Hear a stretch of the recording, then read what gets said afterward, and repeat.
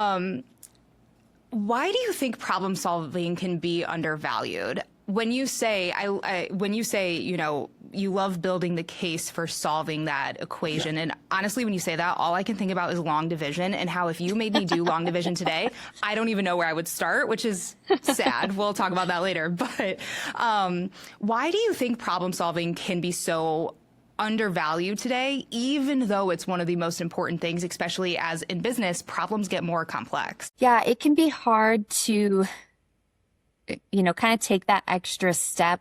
I come into my job. I know what I need to do. I know my day to day. I'm just going to keep things moving kind of the way they always are. And, if there's an issue, maybe I resolve that, but I don't always want to spend the time, or I don't feel that I can afford to spend the time to dig in and understand the root cause, find the problem really, and develop a solution to improve things in the future. So, being constrained by resources and time probably become the biggest challenge there. Yeah. Yeah.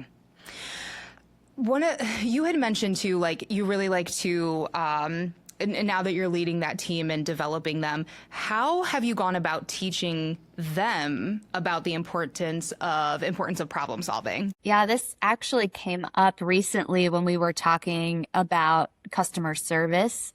Not that our PMO is working with external customers of TireRack, but we as an IT PMO serve our business customers, our internal stakeholders. They are the customers of the PMO service. And sometimes they'll come to us with an idea.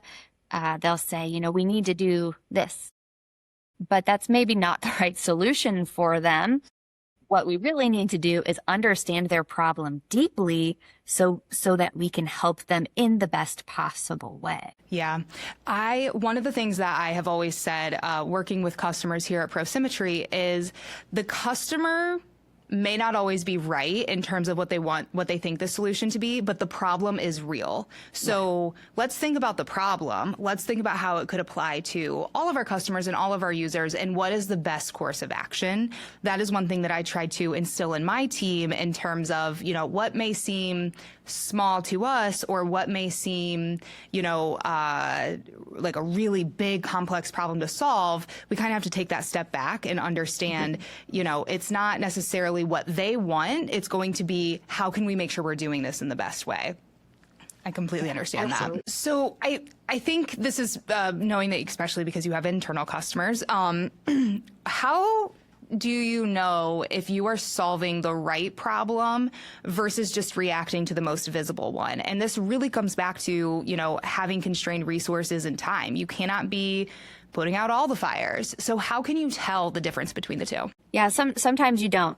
But, obviously taking the time to understand something very deeply is going to help a lot with that.